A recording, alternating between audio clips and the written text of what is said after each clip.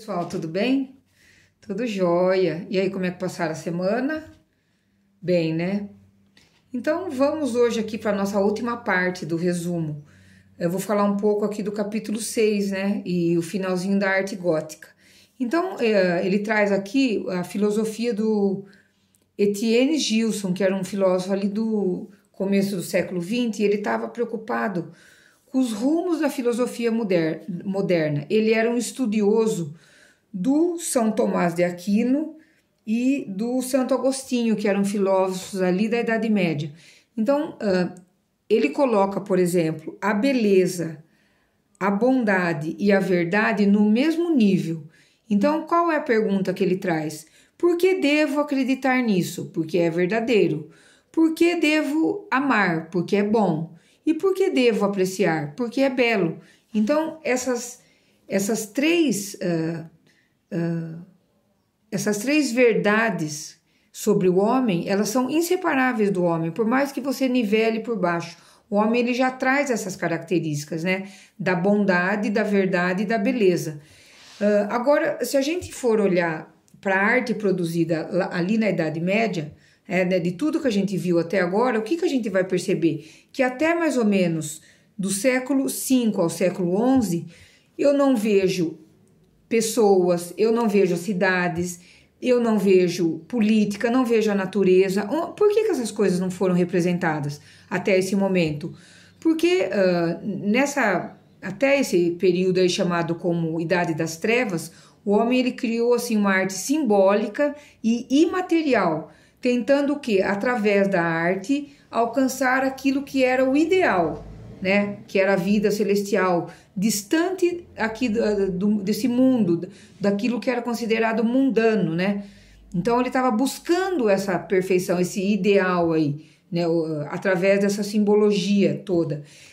Mas o que vai acontecer? A partir do século XI, nós vamos ver que transformações começam a ocorrer ali no homem, né? Na forma como o homem vê o mundo, né? Que eu já vou partindo para baixa Idade Média, que é o final da Idade Média, e nós vamos perceber que a arte ela vai retratar essas mudanças que vão acontecer aí com o homem. Então, se eu observar aqui essas duas imagens da página 129, eu vou ter a Catedral de Poitiers e a Catedral de Reims, uma românica e uma gótica.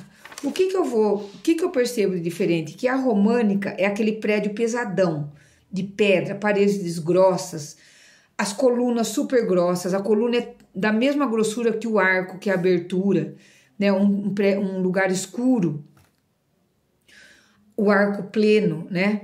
Aquela abóbada ali com progressão axial, diferente da Catedral de Reims, que é uma catedral o quê? Mais leve, paredes mais finas, né? Super alta, os arcos pontiagudos, arcos ogivais. Então isso aí era o quê? Eram mudanças que estavam ocorrendo, era um desenvolvimento da arquitetura mesmo, né? A gente vai ver que eles vão aprimorando técnicas, como eu expliquei lá atrás para vocês.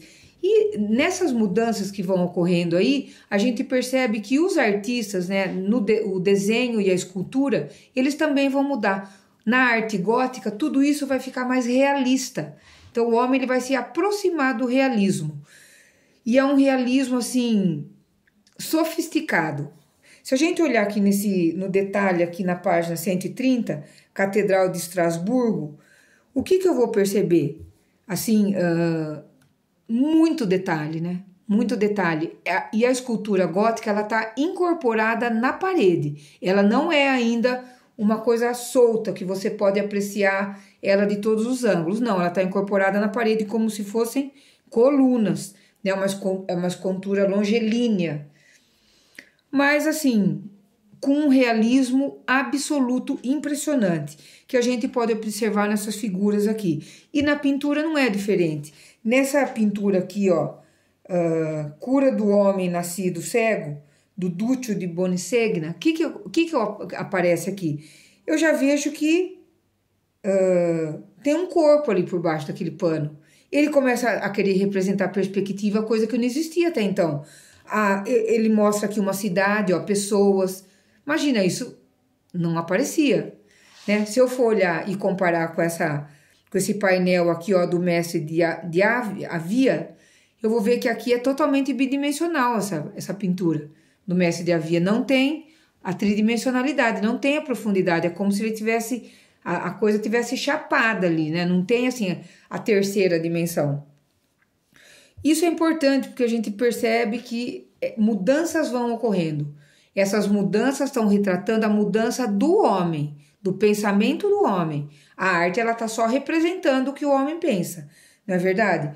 E isso vai ser muito bem representado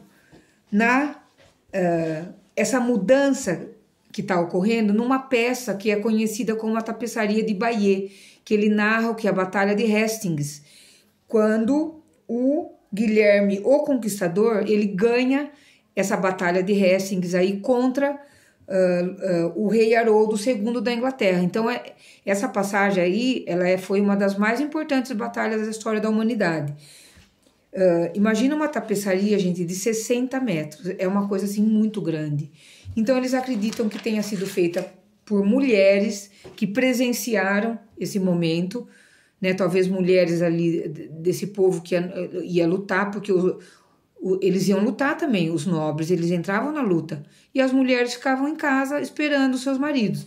Então, aqui está mostrando, assim, como foi, né, o transporte dos cavalos nos barcos, né, eles carregando caixas, né, o tipo da roupa. Quer dizer, é uma pintura realista. Se eu for comparar com a pintura bidimensional, aquela pintura bizantina que eu tinha lá atrás, né? Cristo lá com o gesto de abençoar, como a gente tem lá nas Iluminuras. Então eu estou percebendo mudanças assim muito significativas na arte, e essa obra aqui ela vem mostrar isso assim com muita clareza. A Tapeçaria, né, de Bayeux, uma obra importantíssima. Depois a gente já vai vamos entrar aqui já na arte gótica, né? Então, o que a arte gótica traz? Aqui ele vai contar uma outra história da arte gótica, que o homem, assim, ele começa ali nessa mudança, e quando as cidades começam a enriquecer, o comércio começa a ser favorecido, tal, e a arte, ela tá representando essas mudanças, né, nessas obras que a gente tá vendo aí. Tudo esse desenvolvimento ele traz muita tristeza também, vem a peste, vem a fome, vem a pobreza junto, e o homem ele passa a se preocupar com essas coisas, né? Todo mundo passa a se comover pelas questões humanas, e essa sensibilidade ela vai estar expressa numa obra aqui, ó, que é na Catedral de Naumburgo, por um mestre desconhecido. É uma obra assim muito realista, né? Que ele mostra ali uma mesa, né, com vários objetos, eles estão conversando e comendo. Então é tão realista essa obra que dá para você perceber os traços da pessoa, né? É uma obra assim, representa o gótico. E aqui do lado ela tem também essas figuras incorporadas na arquitetura, como eu falei para vocês aqui. Então ele conseguiu assim atingir assim um padrão assim de muita perfeição. A escultura gótica, ela é muito perfeita. Ela é tão perfeita que isso que vai vir agora, né? Esse finalzinho aqui, que ele fala esse homo, que ele fala o quê? Que um príncipe, né?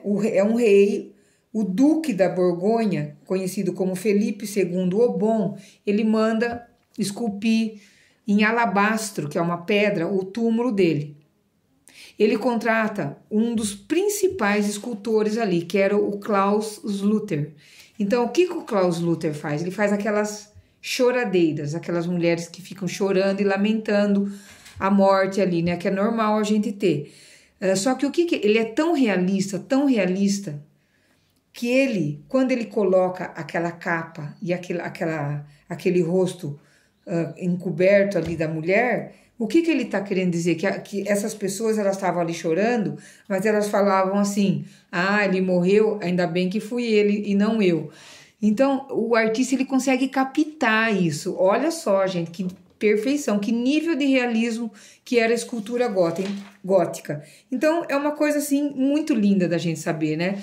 E por hoje, gente, é só, né? Eu quero acabar com essa fala aqui do túmulo do Klaus Luther e qualquer dúvida a gente tira lá na nossa live, tá bom? Então, tchau, tchau, um abraço, uma ótima semana para vocês.